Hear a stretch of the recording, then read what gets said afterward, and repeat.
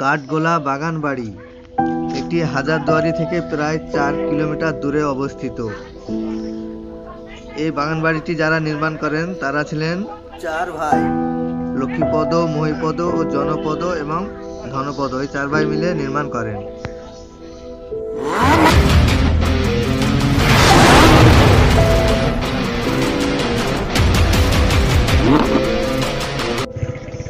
এই যে দেখছেন বাগান বাড়ির মেন গেট, এখান দিয়ে আমরা ভিতরে প্রবেশ করব।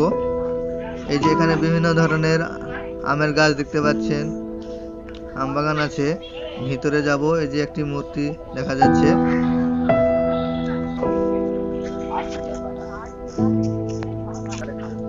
এখানে আগে ছিল বিভিন্ন গোলাপের বাগান এবং বিভিন্ন বড় বড় গাছ।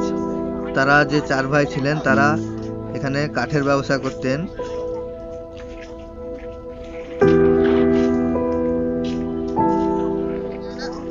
এই যে এখানে দেখছেন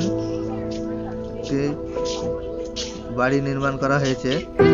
এখানে এই যে একটি দেখতে পাচ্ছেন সুড়ঙ্গ পথ, এটি গঙ্গার সঙ্গে যুক্ত আছে, ভাগীরথী। তো বর্তমানে এই সুড়ঙ্গটি জলে ভর্তি আছে, জলে ভরে গেছে।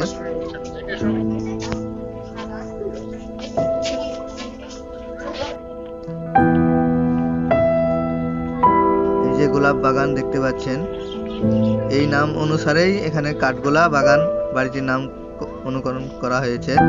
এই যে দেখতে পাচ্ছেন একটি সংগ্রহশালা, এখানে বিভিন্ন রকম জিনিস আছে, যেমন তখনকার রাজাদের বিলিয়ার্ড খেলার সরঞ্জাম, খাবার টেবিল, একটি বড় খাট, আয়না, বিভিন্ন ধরনের আসবাবপত্র এখানে আছে। এখানে একটি দেখছেন পুকুর, এখানে বিভিন্ন ধরনের রঙিন মাছ ছাড়া হয়েছে। এই যে বিল্ডিংটা দেখতে পাচ্ছেন আপনারা, এই যে পুকুর, এই যে বিভিন্ন ধরনের রঙিন মাছ দেখতে পাচ্ছেন।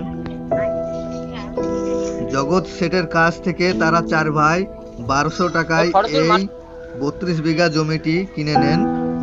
ধীরে ধীরে এই 32 বিঘা জমি তারা 2500 বিঘা জমিতে পরিণত করেন বা দখল করেন। 1780 সালে লক্ষ্মী সিং দুয়ার এই বাগানটি সম্পূর্ণভাবে কিনে নেন।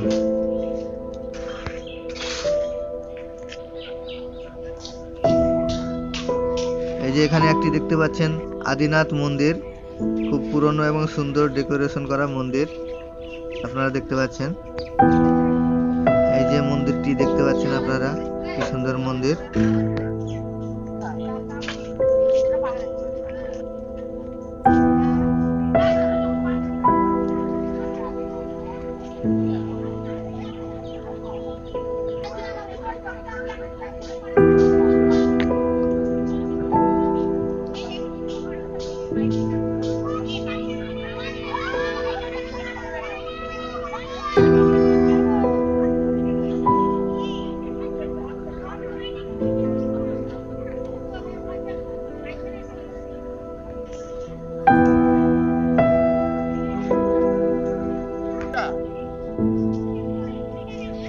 তো বন্ধুরা, আজ এই পর্যন্তই।